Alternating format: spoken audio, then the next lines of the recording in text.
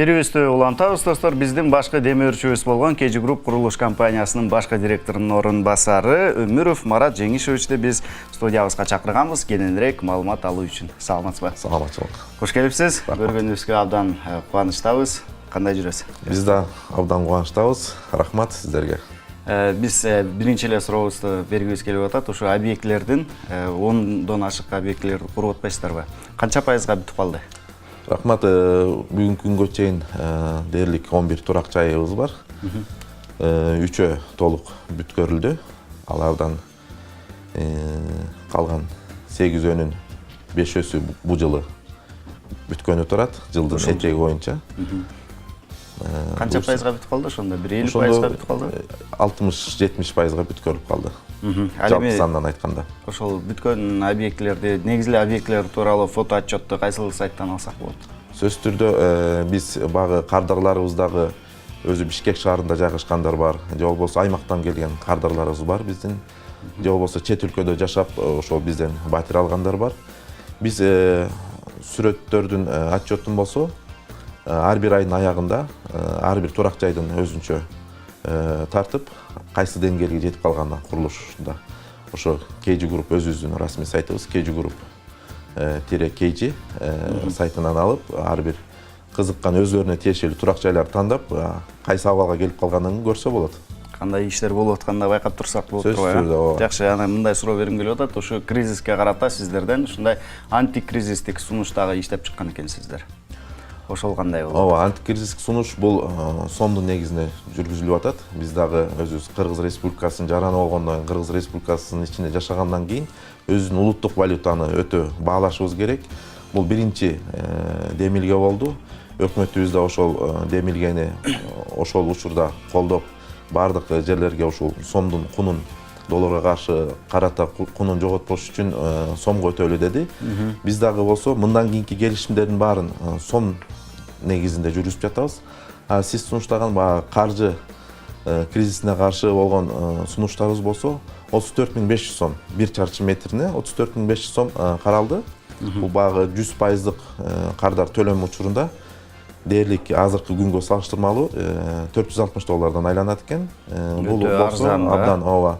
Бул болсо багы аналитиктердин дагы берүүсү боюнча KG Group курулуш компаниясындагы эң төмөнкү баада болуп эсептелип атат да. Бул дагы болсо шаарыбызда жашагандарга, чет өлкөдө жашаган жарандарга, алуучуларга болсо өтө чоң кызыктыруу алып келип атат. Жана жеңилдик. Сөзсүз түрдө жеңилдик болот. Албетте, бул эми ошондой болуп атат, баягы антикризистик сунушуңуздар жакшы экен, бирок материалдар кымбаттап атпайбы? Курулуш материалдары күндөн күнгө кымбаттап атат. Анан материалдарды каяктан аласыздар? Негизи эле сиздер өзүңүздөр кымбат алып материалды, анан кайра арзан сатсаңыздар банкротко кетпейсиздерби? Биз негизги өндүрүштүктөр багы турак жайда колдонуучу темир болсун. Бул сөзсүз түрдө Россияныкы колдонулат. Анткени ар бир сертификат каралып, темирдин сапаты өлчөнөт, ошого жараша биз курабыз. Анткени долбоордо ошондой көрсөтүлгөн. Сиз айткандай башка курулуш материалдар болсо жергиликтүү өндүрүштөр, ошол эле кирпич болсун, ошол эле даяр бетондор болсун, жергиликтүү өндүрүштөр. Булар өзүбүздөн чыгат. Булар багы сомдун негизинде жүргүзүлөт. Биз орто эсепти алып туруп, ошол жана сиз айткандай антикризистик компаниянын негизинде биз сомго өтүп аткандан кийин ошонун баарын бир эсептеп туруп, биз дагы болсо ушул сомдун негизине өтүп бердик. Эч кандай тоскоолдук жок.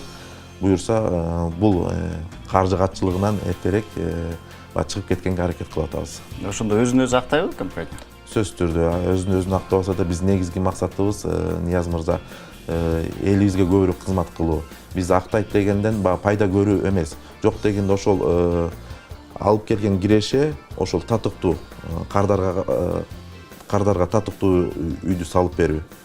Ошол биздин чоң ишенич болуп эсептелип атат да.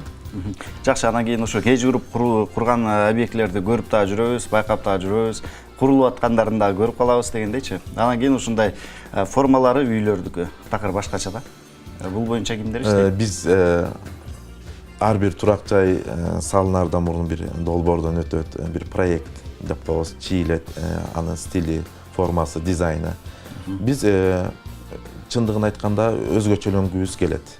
Сиз айткандай багы имараттын бир көрүнүшү болсун, турпаты болсун, турушу болсун, мына бул KG Group курулуш компаниясына таандык экени билинип турсун деп.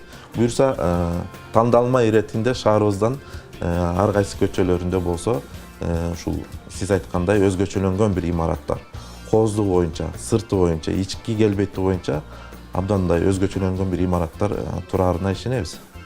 Жакшы, андан кийин мындай суроо бергим келип атат. Ушу учурдун талабы бардык эле жерде ушу автоунаа токтотуу жайы аябай курч маселе бойдон калып келүүдө да.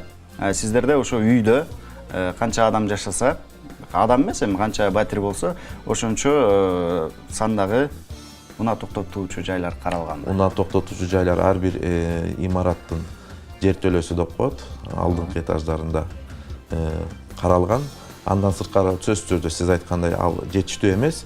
Ошондой эле биз имараттарды унаа токтотуучу жайга ылайыктуу. Жашоочулар үчүн керек болсо, ошол үйгө келе турган коноктор үчүн дагы өзгөчөлөнүп, ошонун баары эсептелинген.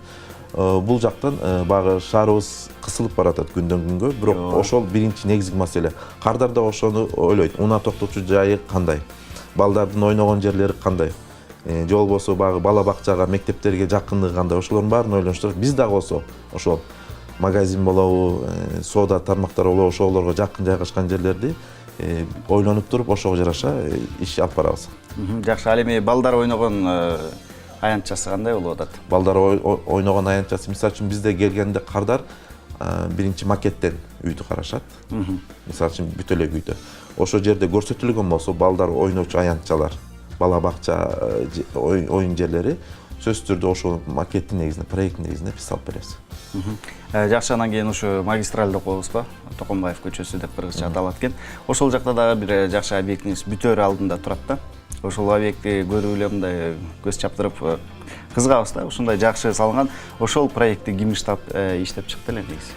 Бул проект болсо багы жол дагы жаңы салынып, шаарыбыздын көркү ошо жогору жакка таза абаны көздөй өсөөрү билингенден кийин биз үчүн да чоң мааниге ээ болду ал жер.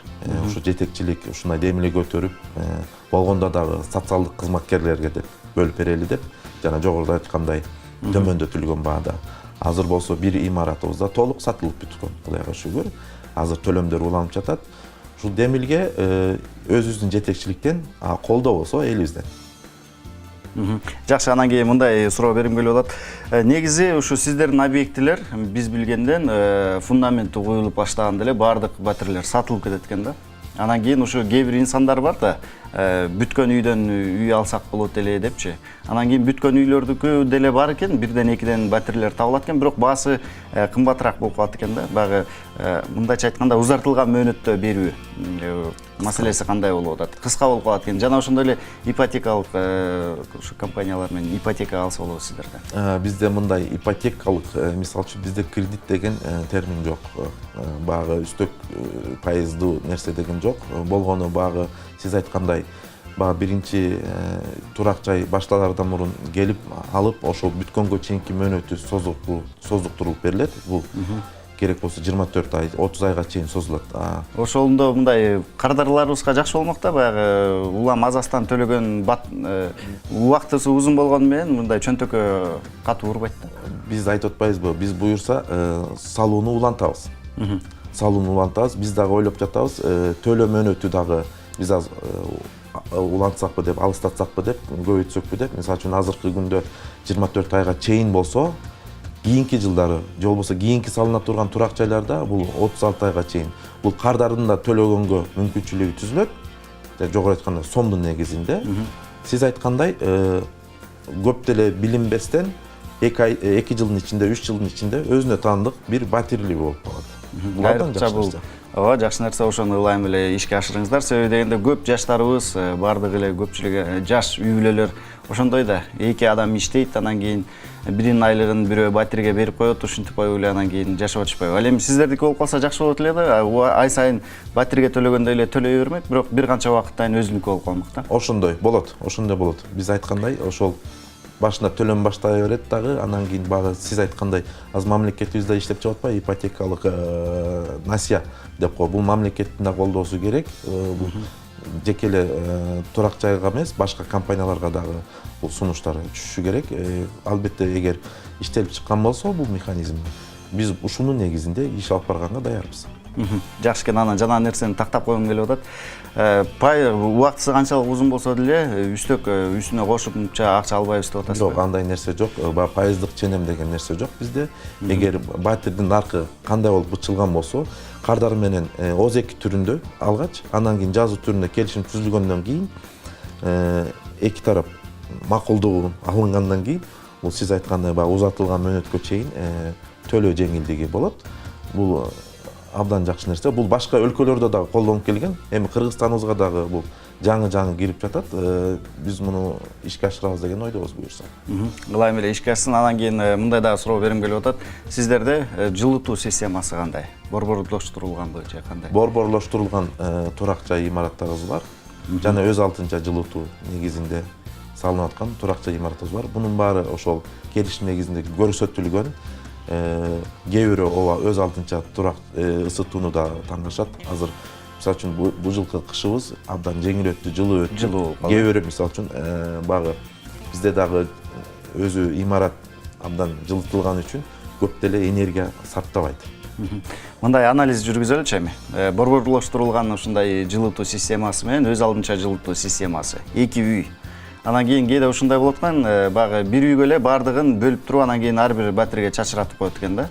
Ал эми өз алдынча жылытуу системасын колдонгондор өзүнчө ушундай ошол жака эсептегичтерди коюп коет экен дагы, өзүнүн чөнтөгүнө жараша, жылытканына жараша төлөйт экен. Кайсынысы пайдалуураак сиздин көз карашыңызда? Бизде кардар келип өзүнүн пикирин айтат. Биз ал пикирди сыйлашыбыз керек. Ал каалайт ушу борбордук жылытуу системасы болсун деп. Же болбосо башка киши каалайт, мен өз алдынча жылытуу системасына таандык бир үйгө ээ болгум келет деп. Биз үчүн эки түрдүү тандоо бар. Борбордук жылытуу системасына таандык үйлөрдү кааласа, ал деле бар. Жок, мен өз алдынча жылытам, менин капчыгыма жараша иш кылам десе, ал дагы бар. Биз ал эркин ою эркин калат ошо ойдон. Муну айтканым себеби, мисалы үчүн мен ошо борбордук ушундай жылытуу системасына бекитилген батирде жашасам да, бир айга бир жака кетсем, мисалы үчүнчү, ошондой эле суу дагы бар, анын ичинде баардык нерсе бар да. Анан кийин такыр пайдаланбасам деле бир айдан кийин келгенде ушундай чыгып калат да. Төлөмдү уланта бересиз. Анда төлөмдү улана берет. Эсеп билдирмеси келип калат да. Ооба. Ал төлөм улана берет.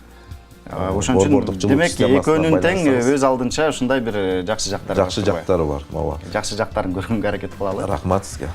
Рахмат, келип кызыктуу маек куруп бердиңиз. Ыраазычылык билдиребиз. Сизге да рахмат. Компанияңыздар өнө берсин, өсө берсин, кыргыз эли үчүн кызмат кылып жүрүңүздөр. Рахмат, чоң рахмат. Урматтуу достор, сиздер менен бир нече көз ирмемден кийин жолугушабыз. Азыр болсо ошо социалдык турак жайдан батирге ээ болгондор кимдер, ошол тууралуу бир материал бар. Бардыгыбыз көрөлү, андан кийин жолугушабыз.